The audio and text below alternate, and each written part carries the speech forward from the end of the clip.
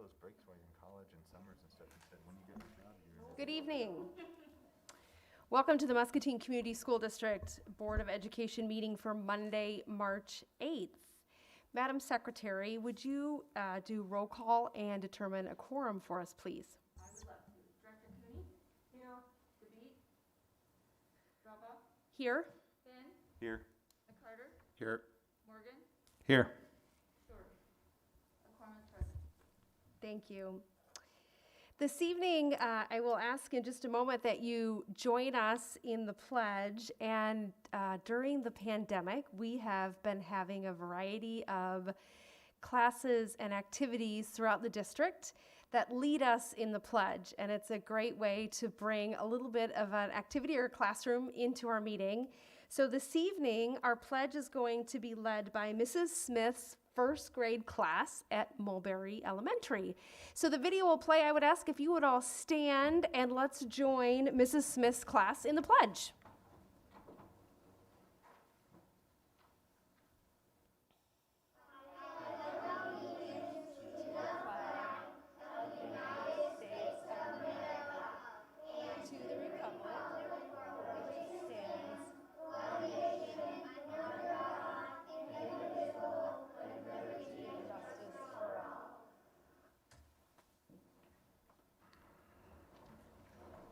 And we thank Mrs. Smith and her class for videoing that for us, sharing it with us, and leading us this evening. Next on our agenda is our Student School Board Representative Report. And Gabriel, I think it's you, is that right? Tonight? I believe so. All right.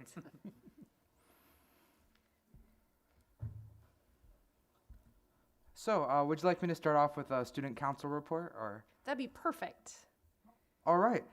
So this year we had another yet successful modified senior survivor season, and it came to a close on Friday. We're happy to report that in all, senior survivors raised $3,620. The majority of this was raised before Senior Survivor Week, but $1,164 was brought in from the last week's community challenges. 5 teams entered and finished the Senior Survivor competition. Here are the rankings for those 5 teams. In 5th place, we have the black team, which was Gwen Cool and Togue Desai, and they raised $97.20 for our local MCSA. In 4th place, we have the blue team, which was Caden Roberts and Kaylin Salyers, and they raised a total of $282.40 for the Environmental Defense Fund. In 3rd place, we had the red team, which was Erika Ramser and Xander Morgan. They raised $626.60 for the Children's Cancer Recovery Fund. In 2nd place, we have the white team, which was Hannah Pouts and Kristen Schlavine, and they raised $1,095 for Rebuilding Together Muscatine. And in 1st place, we had the purple team, which was Giselle Martinez and Trevor Diedricks. They raised $1,518.80 for the Domestic Abuse Shelter. Student Council is thrilled and proud of our senior survivors and their dedication to serve their charities. They were wonderful participants and worked very hard during the week. We are now going to focus the rest of our semester on planning for prom and the senior breakfast. Thank you.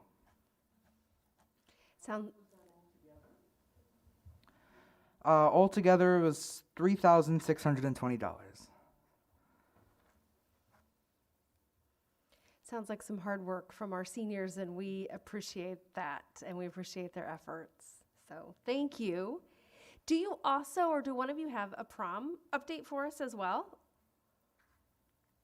I do believe that our representative, Mrs. Heimerdinger, was going to come in to speak with that. But as of now, we were going to propose the plan to the board.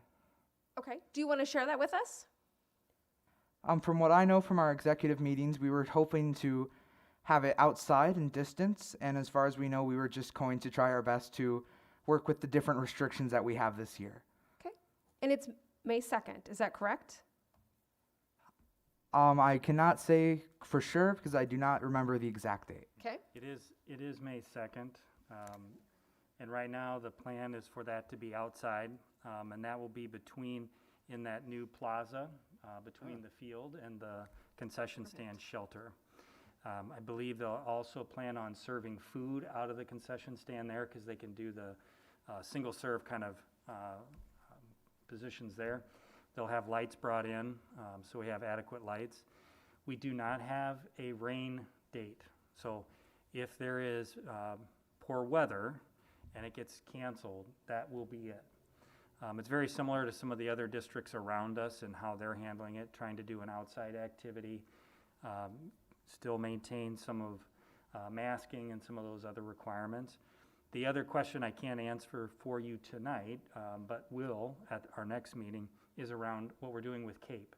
So I am meeting with some representatives on Wednesday to talk about that and how they're going to set that up. So I know in the past it was always, especially last year, a big question mark about what events would happen. And what I can tell you is, as long as we're face to face, we're going to move forward with that plan. So weather will be the kind of the big factor in that. And again, appreciate all the work that student council and our student council representatives have done to get that set up for our kids. I want to echo those comments to thank you all for what you've done. It's we're living in a year of we're going to do it this way, and then oh no, we're going to do it this way, and oh we're going to do this. For everything we do, right? In our personal lives, in our professional lives, what's happening at school. And we know there's no guarantees. So we're going to cross our fingers for no rain, and we're going to cross our fingers everybody stays healthy so that we can make sure that we can stay in school, right? And be available to have prom, because I think it's awesome that you all will be able to do that. And how fun to have it outside. I think that'll be a fun new, you might start a trend, your class might. So we appreciate all of those efforts. Thank you. We really appreciate you guys helping us out this year. As you said, it's very different, but we're very thankful to be able to have these events still. Good. Anybody have any questions for Gabriel? Okay. Anything else for us tonight from a student council perspective? Yeah, so we have our annual Race for the Schools coming up here at the end of April.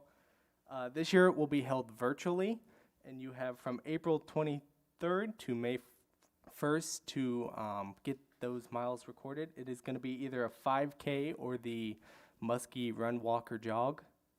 And today we actually chose our poster winner and announced that.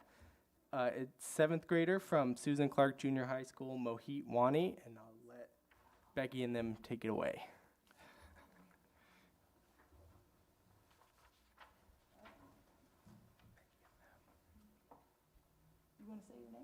Yeah, hello, my name is Mohit Wani, and I would like to thank you for giving me this opportunity. I actually won the poster contest last year too, and yeah, and I'm looking forward next year too. Yeah. So thank you. We did show your poster. We voted online. We posted it. We do have a race website. So we posted it online, and we took votes all last week, and so we counted them up, and he had the most votes. So way to go! Good Yeah, job. thank you. We have a certificate and that for you.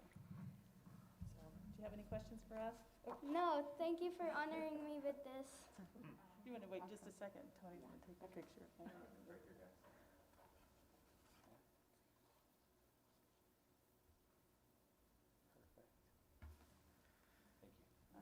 you. Thank you. And Daphne, if I'm correct, we all have a flyer at our place, right? Yes, you do.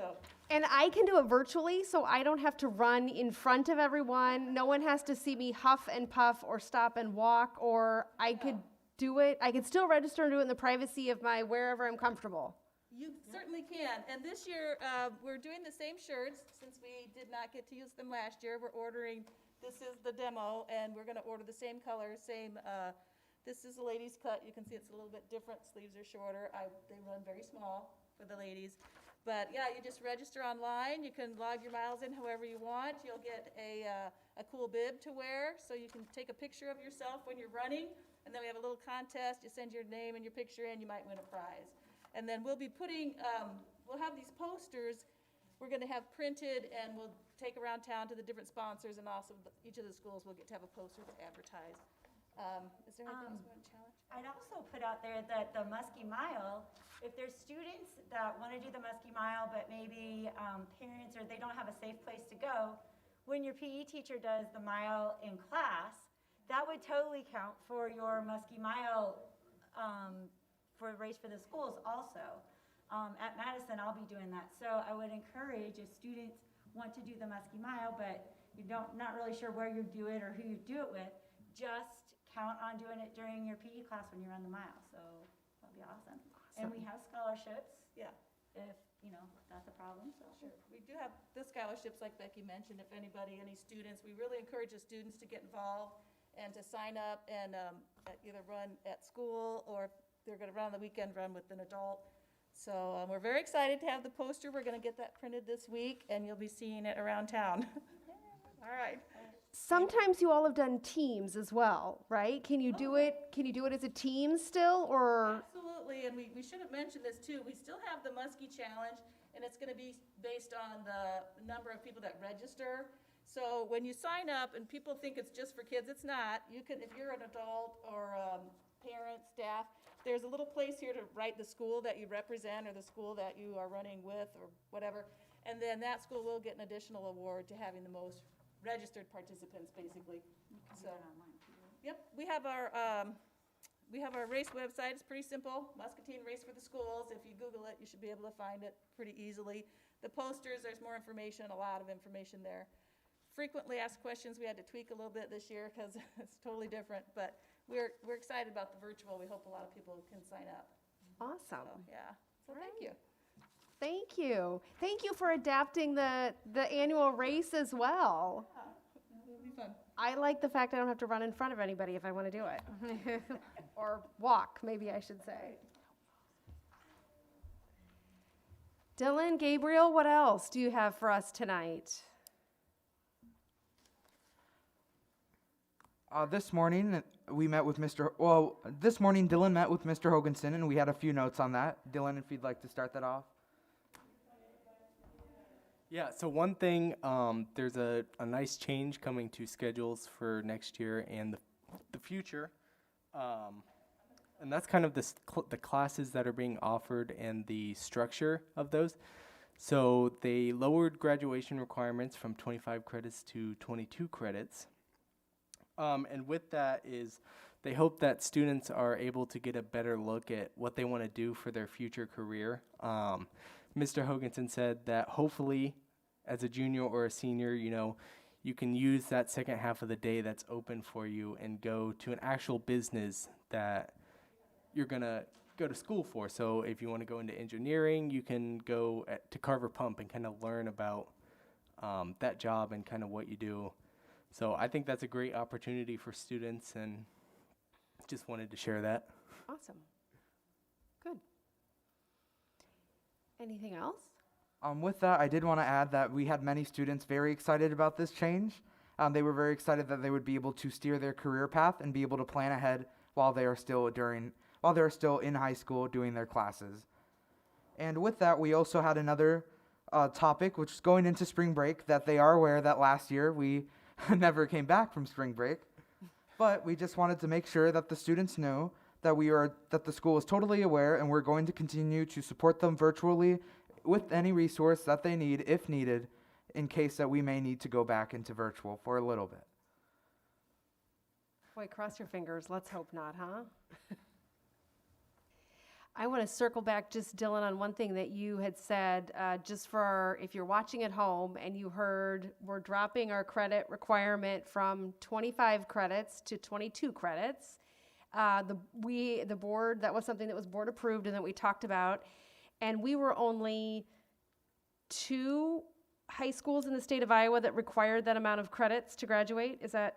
I think when you account for all the different schedules and how those numbers are put together, I think we were the highest in the state. Yeah. So it's not just that we are dropping classes without any sort of conversation or credits, if you will, that we had our own bar set pretty high. So, and it will, I do think, give some great opportunities for students. I think it's important to mention too that students can still take as many credits, that they're not limited to 22. They'll still take beyond that, but the benchmark for graduation requirement is 22, which puts us right where kind of all of our peers are at as well across the state. And it so happens that it does exactly what we wanted it to do, was give people freedom, give kids and families freedom to make a choice later on, as opposed to having required classes that they had to take. And I think that's the key component of it, is that the choice is back with the parents and the kids of what do you see in your future and how can we help you get there. So, And we still set the bar high. It just looks a Yes. little different. Right. yeah. I look forward to the marketing of that, so that the communication, so that not only the students but the parents, know enough about what is really going forward with that too. Is it not doing it, or not close enough? Pull it towards you too. There you go. There we go. Does that help? Yeah. Okay.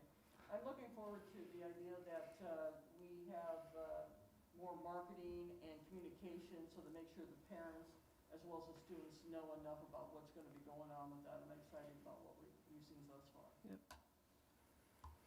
Good. What else, gentlemen? Last thing that I have is that they do plan on keeping the end of year celebrations that they have, so graduation and the award ceremonies for freshmen through juniors, and I think that's great because we didn't have it last year.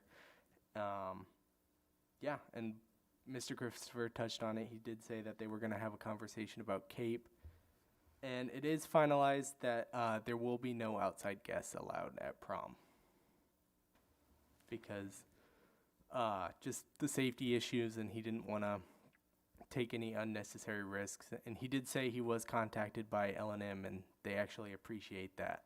So, Good. Dylan, do you know, I hate to put you on the spot, but you were talking about end of the year celebrations, ceremonies. I know one of the big things that we have is the scholarship night. Our community typically gives around $400,000 back to graduates, seniors. That takes place usually in the auditorium, and it's packed. Do you have any idea how that's going to go, or if they're going to limit one family member, or that might be something to bring back in April even? yeah, I'm not sure, but I can Okay. definitely talk to him and let you guys know.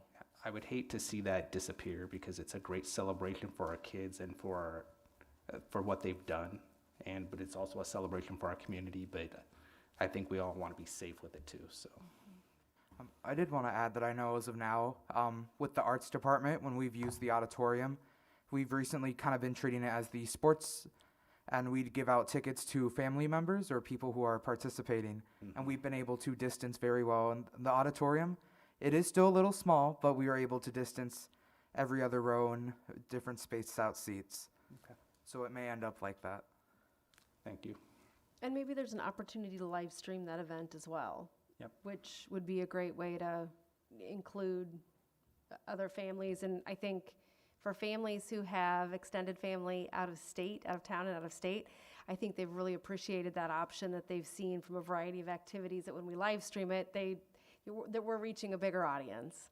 So that might be another thing to maybe look at. The other thing that we could do is we could put Jeff Miller on the spot, and we could have him put a stage in the gymnasium. I mean, we do it for graduation, and it would be much easier to, There you go. but Jeff Miller can get that done, because I know he's done it before, and I can't wait until he calls me in about 5 minutes. Well, I think the theme, as with everything else this year, is that we're figuring out ways to do things. Right. To make sure we still have those events. They may look different and function a little bit different, but we're able to do a lot of our activities and athletic events. Gabriel mentioned we did a choir concert the other night, limited tickets, just like we do with some of our athletic events. It was streamed so that other people can watch that. So as we continue to look at those events, it's not that we aren't going to do them, it's just we're going to have to do them a little bit different this year. Just think how boring next year's going to be. Everything will be easy. Thankfully. Anything else for us? You all have a lot tonight. That's awesome. That's all I have. Yep. Just thank you guys for having us. Good. We always appreciate your input and updating us on all the activities, so thank you for that. All right, the next portion of our agenda is the Citizen Speaks portion. If we have anyone in the audience that would like to address the board, this would be the opportunity to do that. We ask that you step to the mic and state your name and address for the record, so our board secretary can catch that in our minutes. And then we ask that you limit your comments to 3 minutes. It is a time for you to be able to share information with the board. We are not able to engage in conversation at this time, but would be happy to hear from you. And Daphne, if there's more that we need to hear about race for the schools, no? Not to put you on the spot? Okay. All right. I don't see anybody moving, so, all right. So the next portion of our agenda is board targets and goals report. And we have 3 goals that we closely follow as a board, and those are: students will graduate prepared for post-secondary options, Muscatine schools will utilize resources effectively and equitably, and students will learn in a positive and supportive environment.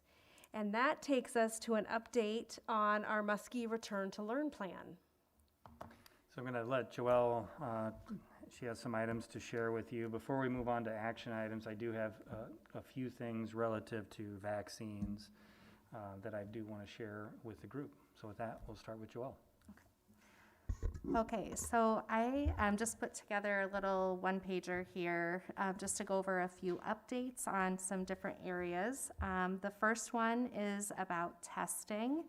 So the testing window for Iowa assessments opens April 12th and will remain open until the 23rd. And again, we will be testing students in grades 3 through 11. It is an online testing assessment done in the schools.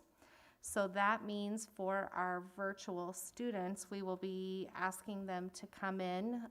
It is a state required test, and we still need to meet that participation rate.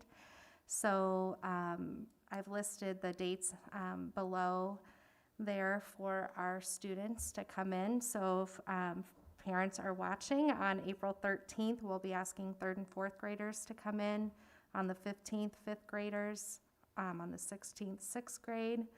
April 15th and 16th, the 7th and 8th graders will be tested, and on April 14th and 15th, the 9th through 11th graders will be tested.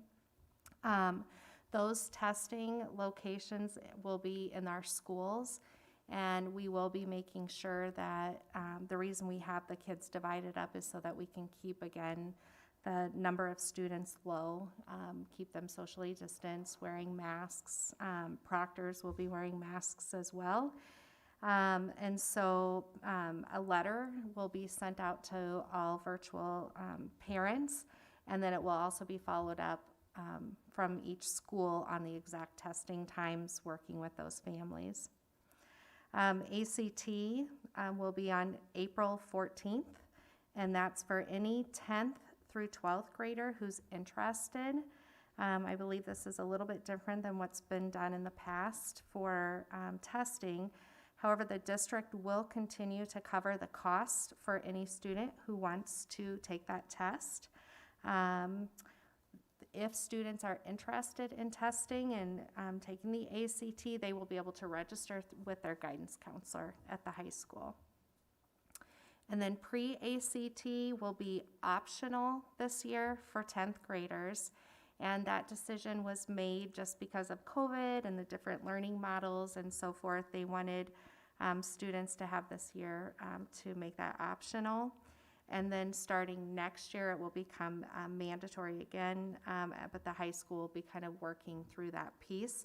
They are looking at moving the dates from the spring for pre-ACT to moving it to the fall, and that's just simply to spread out some of the assessments so there's just not so many at one time for the students. The next area is covering kind of our virtual sections, and so I just put there the numbers that we currently have at the elementary in virtual sections. We do continue to have kids kind of trickling back into the classrooms. And as that happens, we are watching those numbers, and when we get around 30 kids, we'll look at bringing teachers back into the school so that we keep class sizes low. When that does happen, for example, it's late in the year, and so we don't want to disrupt students and have them be reassigned to another teacher. So what we've been doing is, as that teacher comes back, they are kind of co-teaching and helping support kids in literacy and math. And that way, we don't have to disrupt the kids for their homeroom. So you can see in our lower sections, and in 6th grade, we're, kind of getting down there a little bit. And I know we have kids that are looking to come back at the beginning of 4th quarter. At the secondary, you can see the numbers at each level that are involved in Odyssey, the online program. And so those students, again, have teachers that are assigned to them and have been meeting with those students and, watching their progress as they work through that program. On the back, I wanted to give you just a little bit of updates on summer school.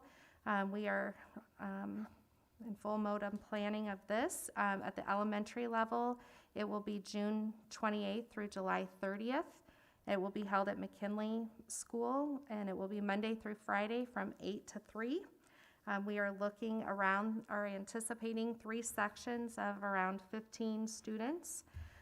In the AM, we will be working through academics, and in the afternoon, the kids will be involved in enrichment, and we have some pretty fun classes set up for the kids.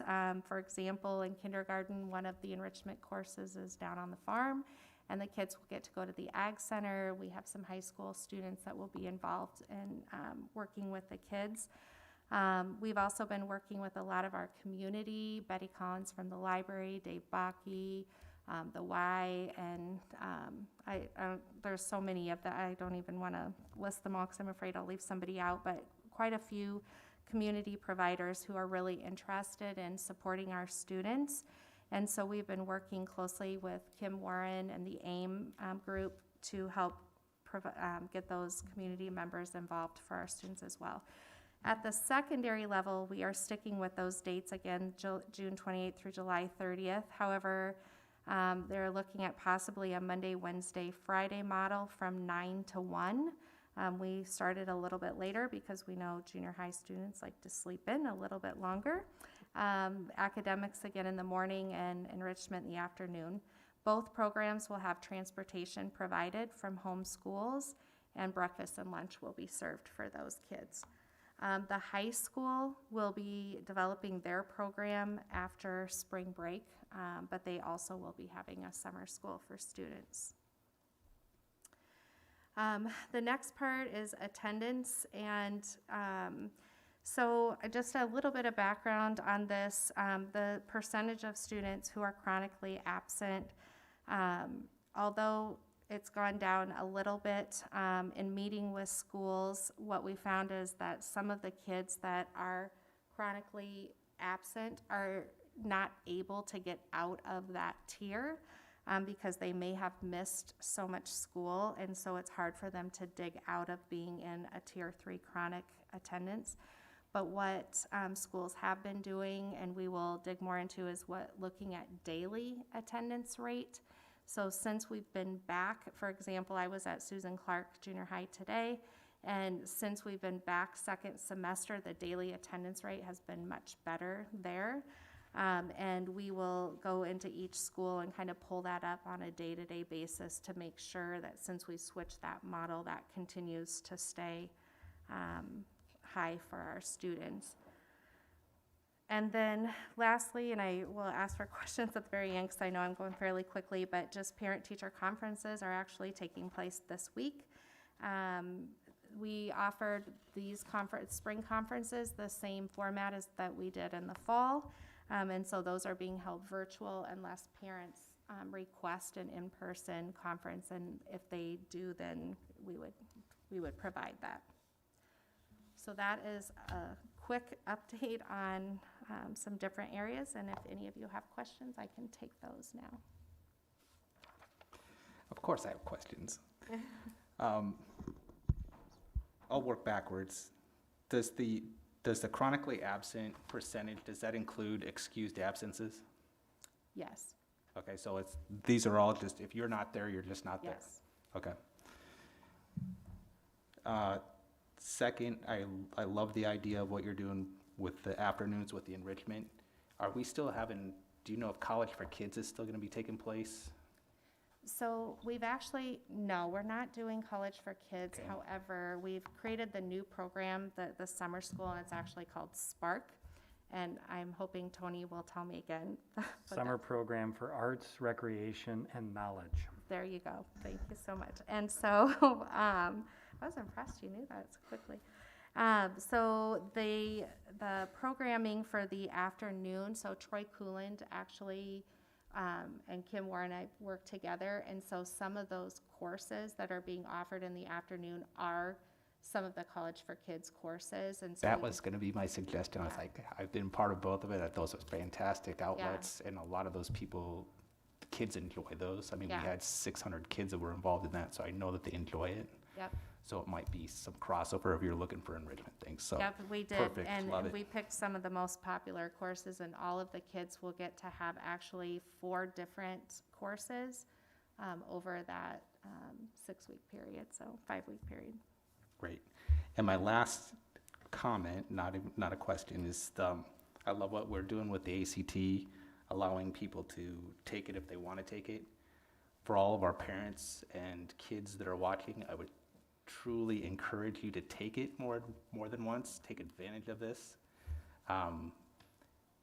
Research has shown that if you take it more than once, your score typically gets better the second time. So even if you're not sure that you want to go to college, it doesn't hurt to take it. And I would just colleges will encourage everyone, take it. Colleges will take your best score on each section regardless of when the test Yes. is taken. Correct. Good point, Aaron. My question is on when you talk about the virtual sections, here, I see that some of these are like 51 and 61 and, all of those higher numbers. Are you indicating that's only one teacher doing that, or is it still in a division area with it? So at the upper grades, we have a teacher, but we have other teachers that are coming in and teaching as well. So for example, we might have some instructional coaches or AP math teachers or whatever coming in and helping to teach some of those core courses. That's, up to 61 kids, that's a lot of kids to keep track of. Yeah, at the elementary, we have 61 that are in 12th grade. So the numbers for secondary have several teachers assigned to each of those grades. So not just one teacher at the secondary, there's several. There's also a difference in how things are taught. In elementary, everything is a self-contained teacher, so you have one teacher, K-6. At the secondary level, you never have one teacher. You have one teacher for math, one teacher for English, one teacher for science, one teacher for social, one teacher for each subject. So if I'm understanding the way it was supposed to be, is that at the high school level at least, you were taking one course or maybe 2 courses and working kind of a self-guided, it was online, right? You were self-directed and you were seeking help from a person coming over and trying to help, more like a tutor than anything else, but your instruction was basically online, so you could take one class. So those numbers don't have to be as big because you can manage more people.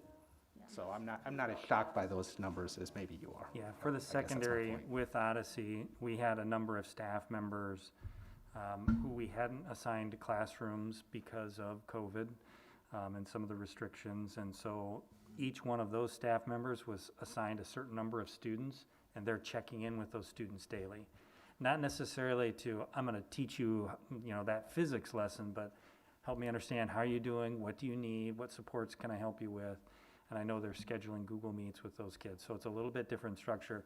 Again, most districts, when you're on virtual at the high school or junior high level, you're just on your own. So we have provided some additional support to them because we know it's, for them to be successful, they still need that adult contact. And a little along bit that different line, elementary. sorry, and along that line at the secondary, they had found some of the teachers that were assigned to the high school kids. One of the areas that the kids were really struggling with was math, for example, and they didn't have a math teacher assigned, so they did some shifting with some schedules so that they could get a math teacher in there to help support some of the kids. So I think the responsiveness to, you know, the kids and the monitoring, they've been watching very carefully. Well, sounds good that you're adapting, you know, to what changes. Mm-hmm. Yeah. So that explanation helps out quite a bit when you see those numbers on, Mm-hmm. kids are getting actually more attention than they may have normally have had through virtual. Yeah. So, Joel, I just want to reiterate what Mike was talking about with the ACT. I received the alert today that the high school will allow 11th and 12th graders to voluntarily sign up for the ACT, and then it's paid for. But I think we have a real opportunity to talk about the benefits of that, and whether students are on the fence or not, they should take this test. It's free, it doesn't count against their grades, you know, but it really could give them an opportunity to see if college is an opportunity for them. So I would just encourage us to be a little more proactive about the marketing of that, especially as a voluntary portion. And then the other question I had was on the chronically absent. You mentioned you were at Susan Clark and things were getting better. Yeah. How much better? Like Yeah, I relative to figured the you- 36%? Yeah, so I first want to jump back to, and then I'll answer the attendance one on the ACT. The guidance counselors are going to be pulling kids in to meet with them, to encourage them to take that assessment. So that was one thing we did talk about at the secondary meeting. So at Susan Clark, so we didn't dig into the exact percent, but what we talked about today, for example, I went there and also talked to Corey Spees at Franklin a little bit about the numbers. And so we went through each student.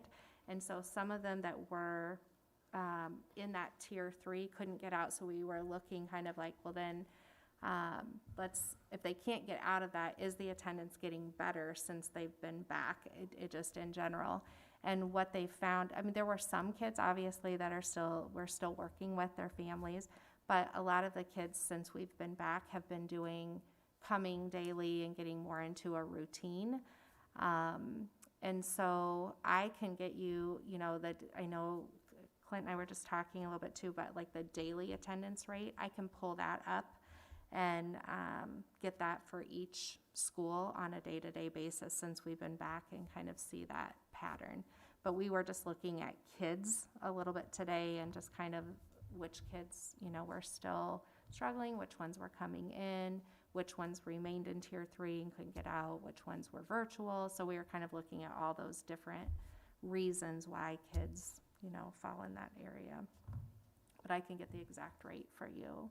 When I just don't want to say it without pulling it up on Power School and having the I was just exact wondering number. if it is twice as, like, have we cut it in half, or is it down 10%, you know, is it 10% Yeah, better? it's like the daily attendance rate is more like around 95% or 94%. That's typically where that daily rate, which is completely different than a percent of chronic absenteeism.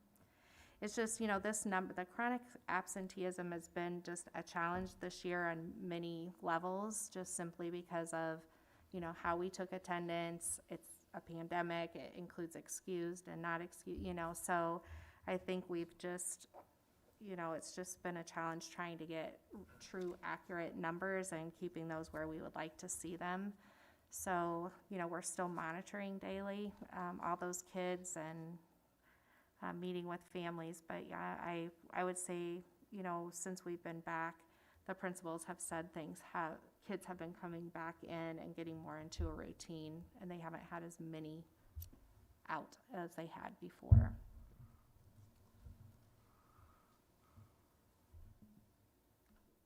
Any other questions for Joelle?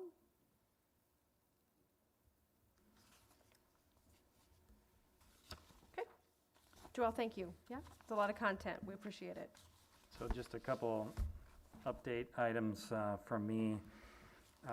We have kind of seen that even talking with public health this afternoon.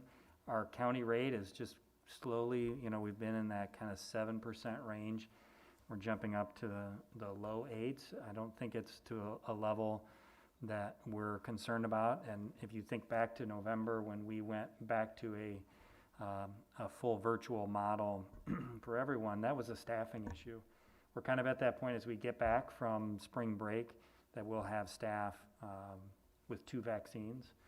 So we should have some protection there. We're going to, again, continue to monitor that closely. But again, across the county, we're seeing that just start to eke up a little bit, but we'll keep our eye on that. In terms of the vaccine, as of today, 67% of our staff across the district have had their first dose. We have another batch of about 30 to 35 staff members who, for a variety of reasons, couldn't hit those first 3. When we finish that group and public health is working to incorporate them into some other clinics, we'll be at 75%, which is about where we predicted and very consistent with what we're seeing in other districts and really across all industries. About 75% seems to be that number. The other thing I wanted to mention to you, especially today, so we split our vaccine clinics out basically over 3 large clinics. Some smaller districts in our areas did 1 because they have a smaller number. They have enough vaccine to cover that entire staff, which in some ways is a good thing too. You might have heard that today West Liberty did not have school because their second dose over the weekend, they still had some people who were not feeling well and weren't able to come to work. And again, it was across, it wasn't just teachers, it was food service and transportation. So we are in a little bit different position because we're not doing everyone all at once, so that kind of narrows that gap down a little bit. But some of the things that we'll work through, I mean, it's talking with Ryan about transportation and are we prepared for that? We can work with our nutrition services staff. Maybe that's a day at the elementary we're doing a bag lunch to make it easier. So if you had fewer staff, how can you, accommodate for that? So we'll be prepared for that. Just the way we're set up, though, is a little bit different that I think we'll be fine for that. But those are things we'll be watching very closely. So, any questions about that? Okay. All right. It's all pretty exciting news to think we're making great progress on both our return to learn plan, not that that's not exciting to well, but that we're getting vaccines in arms for our staff. So I think that's great. Next on our agenda are possible action items. The following items are considered to be routine by the Board of Education, and they will be enacted by one motion. There will be no separate discussion of these items unless the director so requests, in which event the item can be removed from the consent agenda and considered in its normal sequence from the agenda. Those items are minutes, bills and claims, employment recommendations, special education contracts, student teaching agreements, policies, and there are two pieces to the policies. There are some that there were either no or minimal required by law changes, and then the other set of policies is our third reading. So traditionally we see policies 3 times before we approve them. However, when they're required by law, doesn't really matter if we read them once or we read them 10 times, we still have to approve them. So hence why those are in the consent agenda. What are the wishes of the board? Tammy, before you get too far into it, because it might influence what everybody else wants to do, I'm going to abstain from voting on this because I do have a relative in the employment recommendation. So I'm not sure that there would be a conflict of interest, but I just want to be forthright with that. So I'll just not vote for that. Or I'll abstain from any vote. Okay. So you can either pull that out or just do the whole thing with the 4 of you. There are enough board members here that we don't need to worry about a quorum from if you pull out from or abstain from that piece. So I'll leave that up to you if you want to abstain from the whole consent agenda. I don't think there's not any harm with that if you are most comfortable with that. I'm fine with that. Okay. I'll make a motion to approve. A second. It's been moved and seconded to approve the consent agenda as presented. Is there any discussion? I do have one question. So I noticed on the TLC that we didn't fill all the roles. So is there any, are we going to fill those roles and we haven't been able to, or? No candidates were selected for those positions, so they will remain unfilled. So we're recommending 16 positions. And so do those responsibilities then not get done, or? No, they will get done. We'll just have to be creative, and we have some options that we can do. We can still work with teachers, but there were no candidates selected to fulfill that. And then, since this is money that if we don't use it, we lose it, or will we lose that money as well? We will not. We will use that in other areas. Becky, can I get you to come up to the mic? Sorry. Sorry. No, it's all right. And TLC is not money we will lose if we don't use it. It has to be carried forward, designated for our TLC program. So whatever we don't use in FY21, it'll be added to our FY22 allocation, and we can use it the next year. How far can it carry forward? Just 1 year? As long as there's a carryover. And every year we have carried monies over from year to year to year. We do have some positions that will be opened and posted in May, the PLC leads, and we're looking at increasing them. So we would be offering more teacher leadership opportunities through the PLC lead, and I believe that was a $2,500 stipend.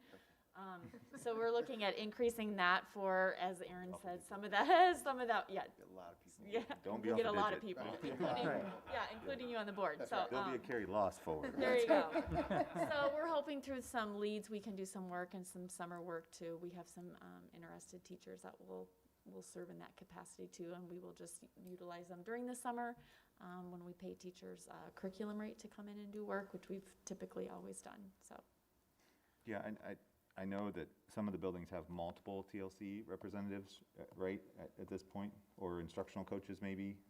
And some of them will go down to having only one representative? yes, teaching and learning. Yes, our teaching and learning coaches, which that will be a true coaching role. So as you can see, we've hired a mentoring and induction person, so they will take care of the mentoring where before that was on an instructional coach's plate.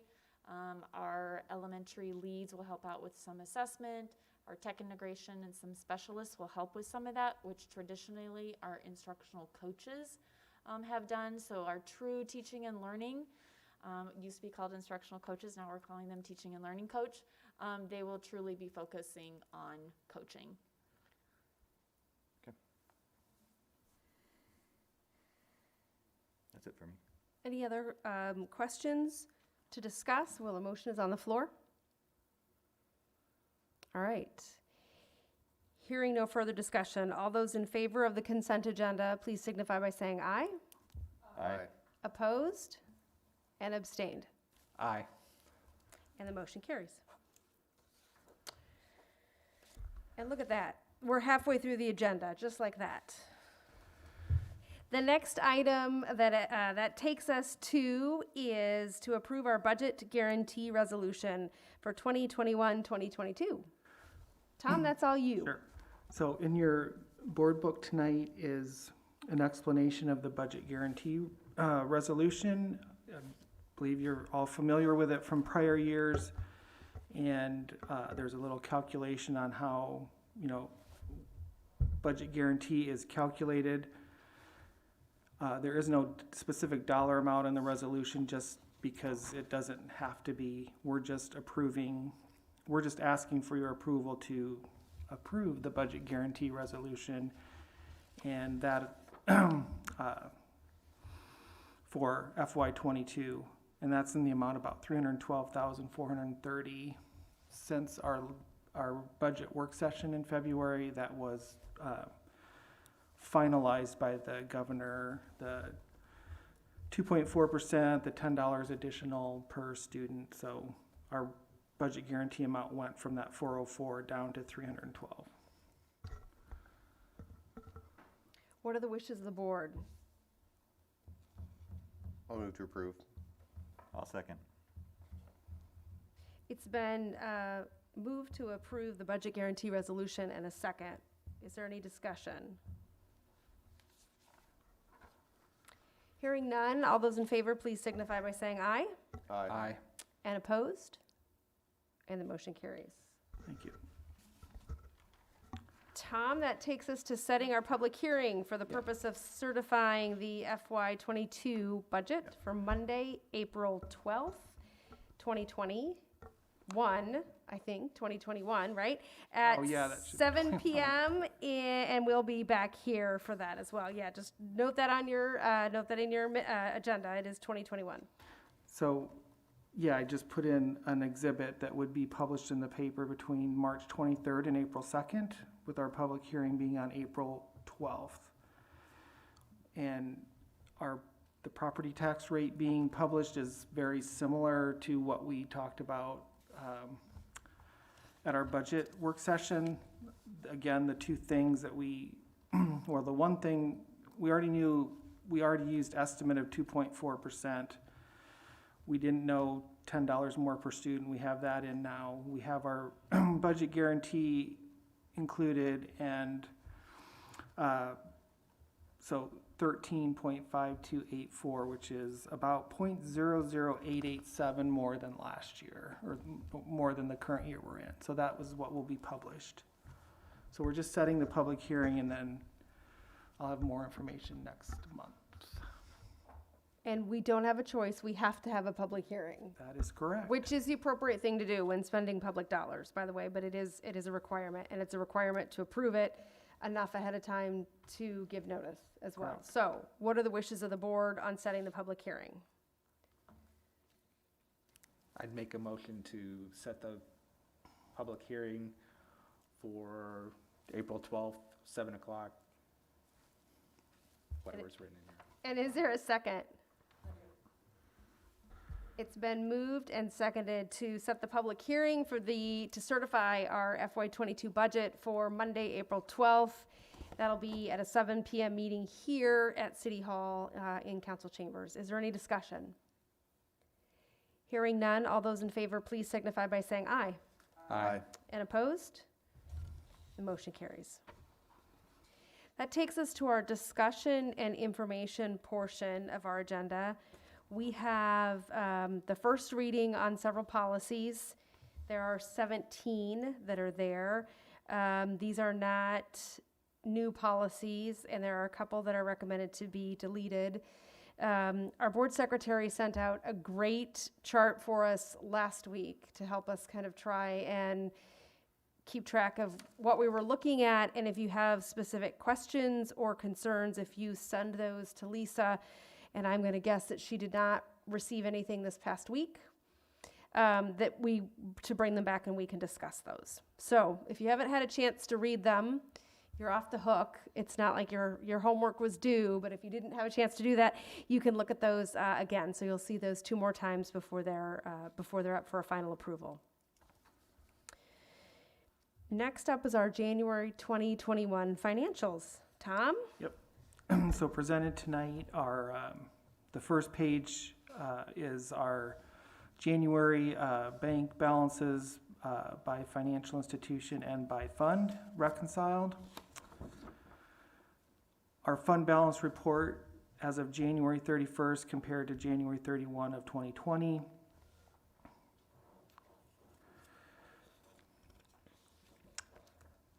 Our next document would be our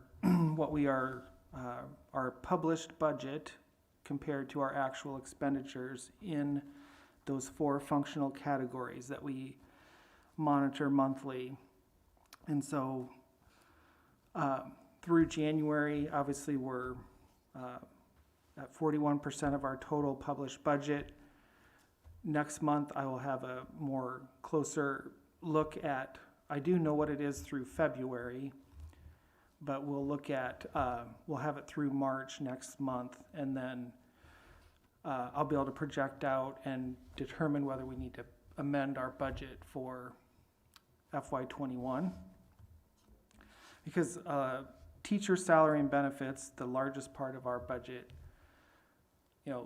basically 3 months get expensed in the month of June. So that's the challenging part, to make sure in those top two instruction or functional categories we could go over. And then obviously with CARES Act money, we didn't know how much we were going to have last year when we set our published budget, and so there's, you know, almost $1 million worth of CARES money that we could be that we'll be expending this year that we didn't have in our budget, published budget. And then the final 2 pages are our general fund revenues and expenditures.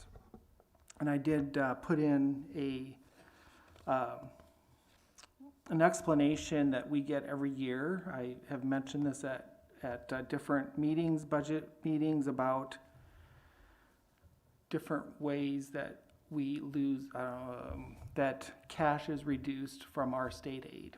One of them is being the juvenile home deduction, and that is the explanation I provided the board tonight. And then at the bottom is the last 3 years' history of what that means. So remember, it's cash that is taken away, it's not spending authority. So there would be a reason to make sure we're implementing a cash reserve levy when we can. So, you know, it's something that happens every year. It's not new. Maybe it hasn't been communicated, but I always think it's important that you know that, you know, just because we're told we're going to get X amount in state aid, we really don't get that much, because there will always be a deduction for this particular purpose.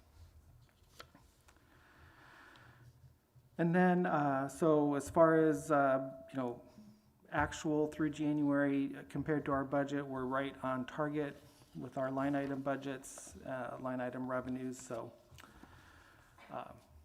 that's the January report. What questions do you have for Tom?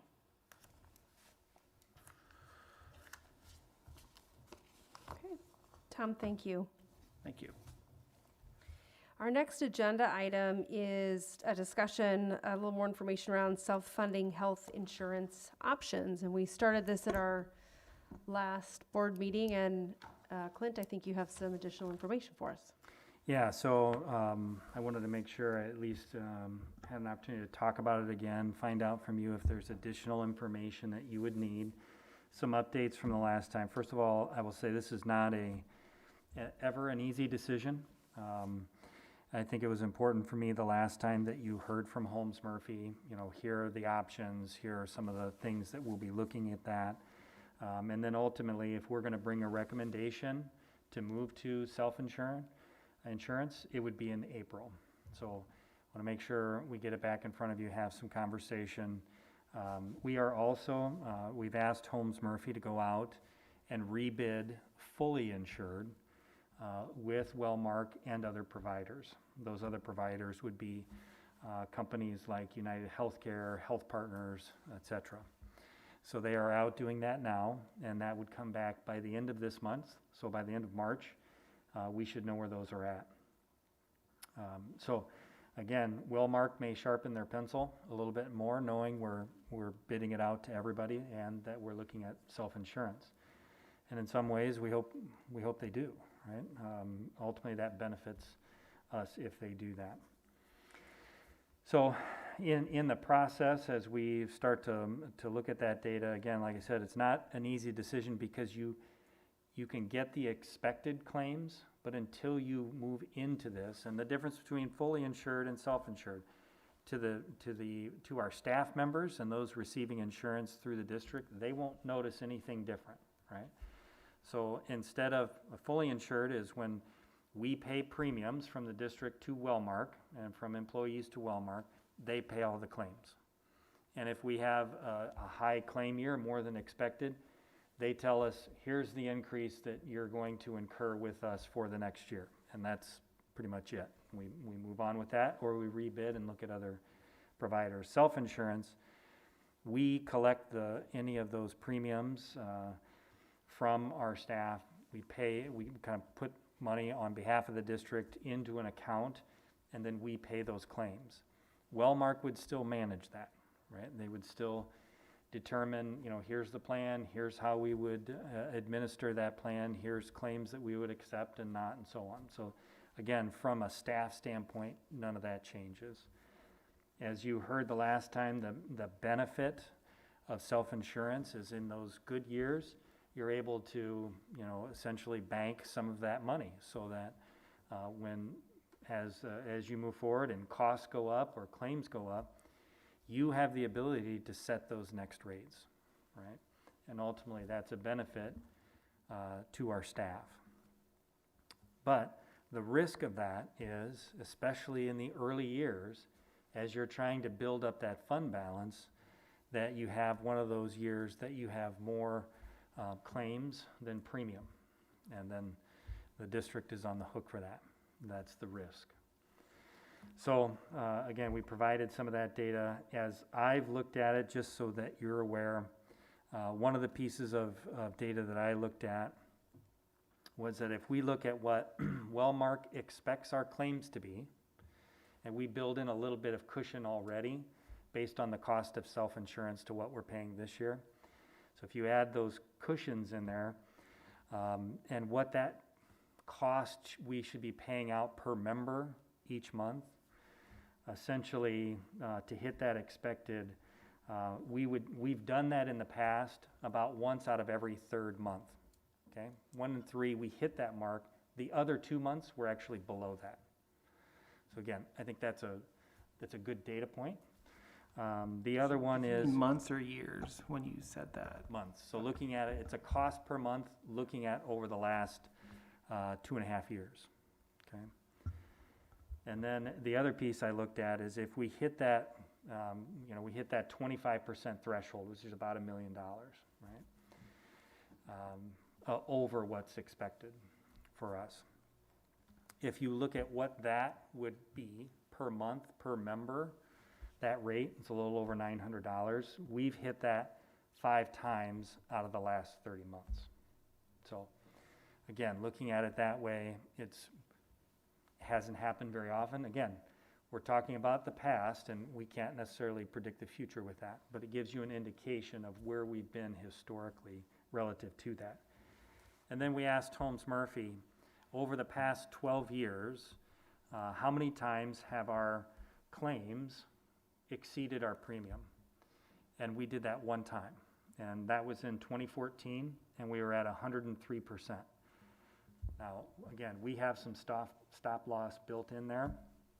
If we hit that 125%, and in 2014 we're at 103. The next highest level over these previous 12 years was 89% in 2011. So at least for the past 12 years, we've demonstrated we'd be an excellent candidate for self-insurance. The hesitance is always that doesn't necessarily guarantee our next year. Okay. So one of the things we'll have to look at in that recommendation, and I'll just tell you, I've been in districts that have been self-insured. And again, when you build up that fund balance, it's great for your members and for your staff. And so my lean is towards that. So you should know that. What I'll be interested in is what Wellmark does. If Wellmark comes in below 5.6 million, and right now we're at 5.8 with Wellmark, that's where we're at this year, and the estimated cost for us to self-insure based on that Wellmark expected claims was essentially 5.66 million. So if they come in below 5.6, at that point it's going to be difficult. I think even Holmes Murphy said if they were at 5.5, they'd have a hard time recommending it, and I would agree with them. So that's one of the pieces that I'm going to be looking at very closely with what they come back in with. So I want an opportunity for you to have some conversation again tonight in terms of what other data would you be interested in as we make this recommendation, or any other questions or concerns that you have. Again, knowing that we're still going to be gathering some of this information as Holmes Murphy is out collecting those bids on fully insured. I think, Clint, that you mentioned that there had been other schools that you know of that have actually utilized, this. Is there a way to kind of get a, look at how many or what they actually have been doing the last few years with it and stuff? I did a little Googling myself, you know, on the, even as far as up California, how they do and things like that, but it's still not the same as what we do in the Midwest, so. I don't have that data for you. I mean, those are things that we could certainly look at. It's, again, for me, it doesn't change. It doesn't change. It's all about your members and the claims that year. And again, that puts the impetus on us too, to really educate our members about how to better utilize the healthcare that we have and keep our costs down, right? If you go to, especially if you go self-insurance, we'd have to establish an insurance committee, again, just to talk about these issues and how we're gonna handle these things, how we're gonna communicate to our staff, how do we look at those pieces, and again, Holmes Murphy would be a part of those conversations and would advise us through that as well. But again, it's so different, and there's districts that are fully insured, there are districts that are self-insured, there are really small districts that pool together for insurance. There's a step in between too that Tom could probably talk about, that's somewhere in between self-insurance and and fully insured, but they all have ups and downs. I've talked with North Scott and West Des Moines, and Dallas Center Grimes has recently went from fully insured to self-insured, so that was a good conversation I had. Most of the Des Moines metro schools are self-insured, larger districts, and I believe Davenport is self-insured, but I have not talked to anybody there, but everybody I've talked to, it's been successful for them, so I don't. So when you say successful, Tom, what does that mean? It What means does that- success look like? It means they've never had that aggregate year, I guess, that have had poor performance and had to go back to fully insured. So success is just not exceeding your budget? Right. Not exceeding, I guess, the expected claims. Why, I mean, So- if that's success, why would you then leave a fully I think insured? success is too that you then can also manage the increase of those premiums in a level that makes sense, as opposed to just being told what those increases are. So again, Wellmark may say, we're gonna charge you 5% more. We may look at that and over a period of time say, well, we think that's 2% or 3%. So you have a little more flexibility on what that looks like, as opposed to. Doesn't mean that if we would have a bad year, we may have to increase our rates by 5 or 6%, but we're controlling that versus But Wellmark. So I get in the beginning when we are moving from fully insured to self-insured, that we would take a couple years to build up a cushion, right, to cover any overages. But also then once we have that cushion developed and we've lowered rates for, or done whatever we're going to do with the benefit, which I assume is some sort of cost savings or whatever, once we're there, we don't really control healthcare costs, right? So Correct. we may go down once, but then aren't we sort of at the whim of healthcare costs, just like the insurance companies are? I'm not saying it's so that you can keep going down. It's so that you can at least stay status quo, or you can manage the increases over a period of time. So we know healthcare costs, and they have consistently, they just have gone higher and higher and higher. They'll continue to do that. How do we manage those to keep the cost to the district and to our members as low as possible and manage that a little bit better? So could we look at, let's say, take those 3 or 4 that you spoke with, Tom, and see what their costs have done over the last several years that they've been self-insured relative to what our costs have done? I think the challenge with that is because it's based on the people that you're insuring. So because we're insuring different people, those costs may not, I'm not sure it would be an apples to apples comparison. Probably, I would agree. I mean, it's different, but I mean, I could find out what type of documents they show for their performance of their self-funding pool. I mean, would probably be in their audit reports, so.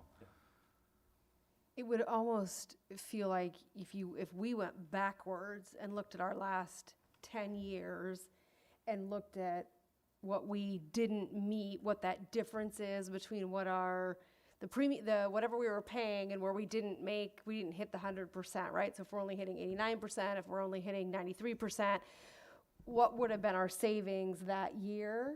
And looking backwards, it would be easier to tell because you have your population that you're insuring is similar to what you're insuring today, looking backwards versus trying to necessarily gauge, I think, to another district. Because that would tell us what your potential savings could have been. My experience is that once you go self-insured, you're not looking to yo-yo back. Right. So it's not, let's try it for a year. We're probably making I'm guessing 5+ year commitment. And it would take a big conversation, I would think, to go back the other direction. Sure, I'm more saying, so let's say we build up the cushion, we do and we're saving money each year, and then we give that back to the employees as the benefit, right? So their costs either don't go up as much in a few year period of time, or we reduce the cost of healthcare, right? Once that's done, then we still have to manage rising healthcare costs and all that. There's a time period where we will save money, and then there's a time period where healthcare costs that are increasing will still dictate what our budget is for the following year. It's not like we don't get out of rising healthcare costs. That's correct. That is But true. being self-funded and having that fund balance allows you to manage that increase over time better than just being told by Wellmark or another company, this is what your increase is going to be. Yeah, if So your that's- balance is enough to cover any unexpected expenses, and you still have additional balance that helps. So that's why you're, Fund you know, future again, you have that increases. committee that's looking at those costs, those claims, probably on a quarterly basis, and talking about, okay, relative to the market, relative to our claims, should we be looking at a 1%, 2%, 3%, whatever that increase might be? Or are we in a position, again, for another year where we can keep it at a level playing field? But there may be years where we have to increase it 10% because Absolutely. healthcare costs have gone up Correct. 10% Yep. or whatever. Right. But again, you're always going to balance that. If we had been fully insured, would that 10% have been 15? Oh, sure. Right. That's the benefit of being self-insured, is you have more control over what happens to your costs long-term than, again, just getting it through fully insured. And I'm assuming that the numbers that we're looking at are based off of the staffing that we have right now. But it seems to me, and it might just be my opinion, that the staffing that we will have next year will be significantly different than the staffing that we have this year. Just because I believe we've had 19 or 20 people retire, which is, and I don't know, you can So look at. we continue to, if early retirees can stay on our insurance. Right, for so 5 it may years. n- Yeah, it may be the same number of contracts next year, or it may be less, or, yeah, I don't, But I guess that's my question, Tom, is do the actuaries at Wellmark have the same information that we have 20 people yes. that are retiring, and that They- so they're basing it off of Well, they those don't numbers know- when they set it?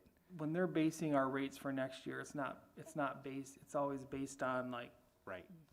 the current year and who, they know the age of everybody and who are on our current year, who's retired. I I'm mean, guessing that yes. they're good enough that they could probably guess an age of 'Cause- who's going to come in to replace our 20 retirees, or the number of people that have left. They're going to base that off of what's the chances of starting a family as opposed to getting sick. I'll stop rambling. That's right, that's all right. Well, there's also an impact on, I think, so Holmes called it the number of belly buttons we insure, right? So it's not just our employees, but who they would choose to bring on the plan with them. But the age piece and the health certainly plays into what all that, looks like. So if we get over 100, where's that money come from? If we have to pay more than we have, where's the money come from? It is a general fund expense, or, yeah, it'd be a general fund expense.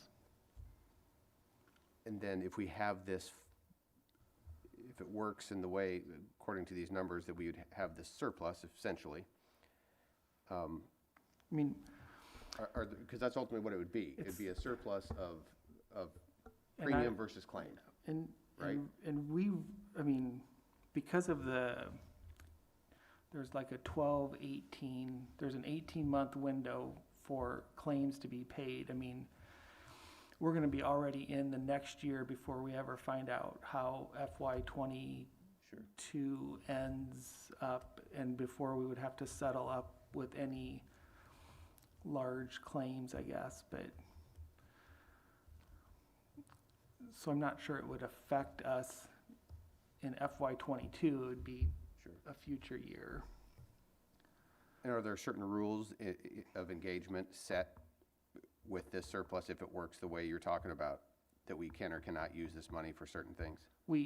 It would stay in the self-funding pool, and the only thing we can pay out of it is Wellmark would take a draw on the claims that they expect to be paying, and then we have to pay our fees out of there. Sure. If the surplus builds up so far, the things that I have heard other schools talk about so we pay Wellmark approximately $480,000 a month in premiums. We would still pay $480,000 a month into the self-funding pool. And then we pay our fixed costs out of there to Wellmark, and then we will pay our claims out of there. If that pool builds up so far that we have, say, I don't know, $1 million in it or more, then we could take what's called an insurance holiday. And one particular month, we might not pay $480,000 into the self-funding pool. That's where we would get our savings in the general fund. Now, all of that $480,000 is not school board expense, because you guys, the board, pays the full single for anybody that's eligible, and then you pay X amount towards somebody that is taking family, and then the employee is responsible for the rest. Does that help answer your question? Or so we would never take that money and use it for something else. And obviously, we're still counting on Holmes Murphy, because I'm thinking about if there's a major corporation that does this, they have Yep, they have a part of their organization is yes. that, and we don't have the capacity to do that. We already pay Holmes Murphy a fee per month per contract. And they've been our broker for, every year I've been here and the years before that, so yes. And they have guided me and Clint through this whole process, me and Jerry the prior 2 years in looking at self-funding. But as Clint said, it's gotten to the point where we need to do something at this time, just because of how our claims experiences have been. So, and yes, we already kind of contract with them as for these services. Clint, you mentioned an insurance committee, I think, when you were talking. Any other staff or resources that we'll need to add? And I assume it fits within the budget, but. And that's something I've talked with Tom about, and I'll let him certainly speak to that, but we believe that we have currently the staff that could manage that with, again, as Holmes Murphy will be assisting with that as well. Right. I think we're paying for that service already with Holmes Murphy, so. But I also think, Aaron, to your point, if as we went forward, suddenly found like this is requiring a lot more staff time than what we have, we'd have to take a look at do we need to add staff, and then can it fit within, that budget that we're using for that. Yeah, I think about, we talked about it before, about the proactive sort of trying to make sure all the people participating understand that their Medicare those costs go directly to our pocket, or to their pocket. And, working at Han, I know we had things where we got dollars if we went and had our annual physical or tried smoking cessation, things like that. So that just seems like more work maybe than what we are doing now that maybe we should or shouldn't, do it in the future.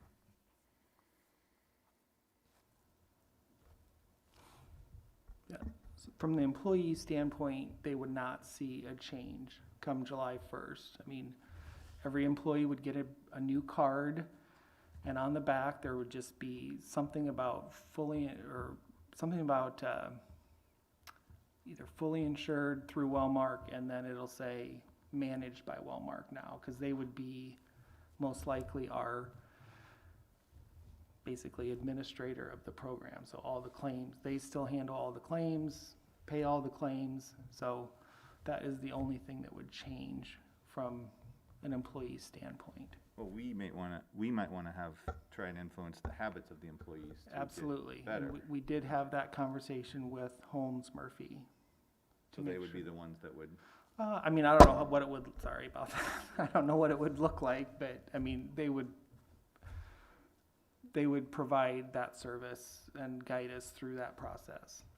Have they provided other districts that service? And I mean, I don't know what other school districts they provide. Didn't they send us a list, or not a list, but they told us the number of public entities that they work with self-funding insurance, but they didn't name who they were. And that doesn't mean we have to stay with Holmes Murphy either. I mean, I know the year before I started, the board did an RFP for insurance broker services, and Holmes Murphy was selected again, but I know there are other companies out there too, so. So when would that come up for another RFP? We can. That was 3 or 4 years ago. As early as next year.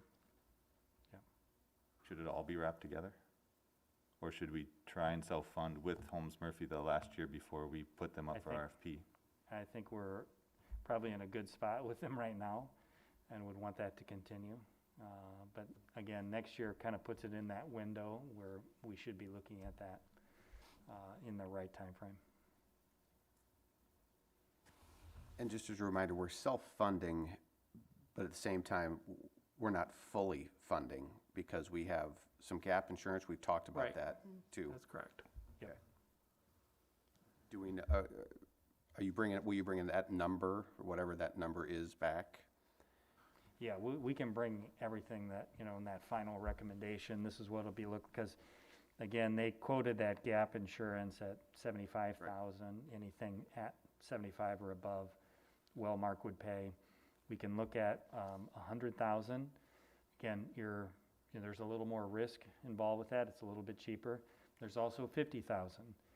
There's a little less risk, but you're paying a little more up front. And again, you got to weigh that out based on our claims history and so on. In theory, it's still $75,000 is probably that level we should be looking at. Cost to risk benefit. But yeah, we'll bring that'll be a part of the recommendation. Do they do it on the 25? I mean, can they do it at 80? Can they do it at 68? Yeah, we can do it at any. I'm just curious to know any what stop loss that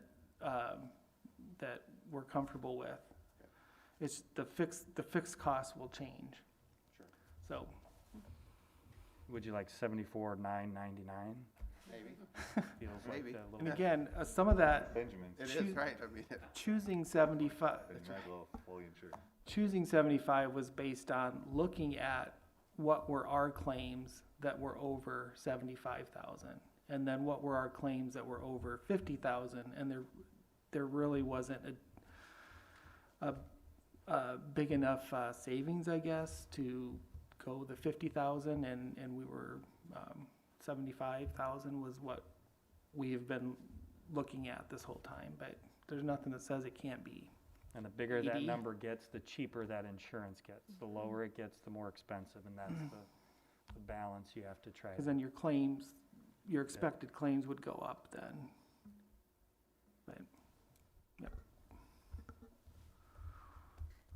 It would be interesting to see the difference between 75,000 though and 100,000 and just get a feel for what that would look like and what the risk exposure That is. should have been in your packet from the last time.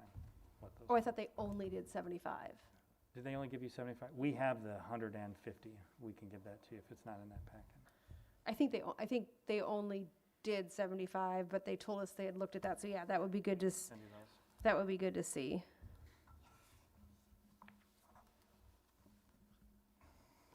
Anything else on self-funding? Any other questions? Okay.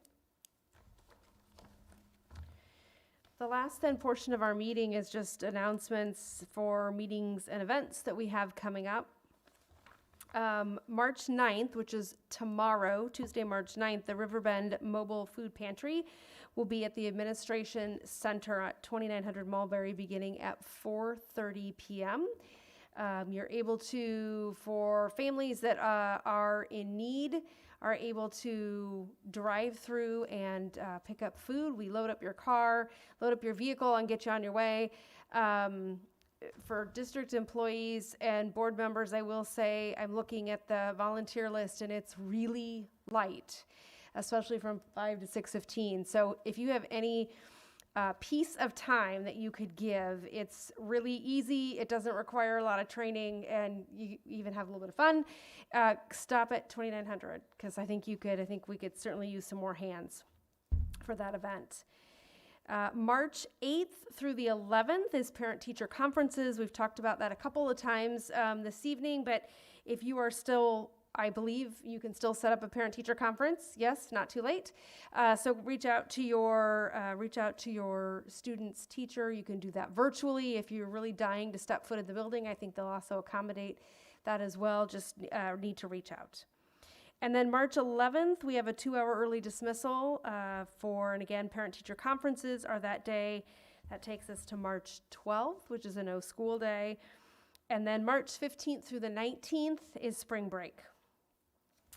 Jumping to the end of the month, March 30th, the board will have a joint meeting with the City Council and the Board of Supervisors. So the three entities will be coming together just to share common information. I think it'll be a great chance to just talk about some of the initiatives that are happening in our city, and we'll all get to hear the same information at the same time.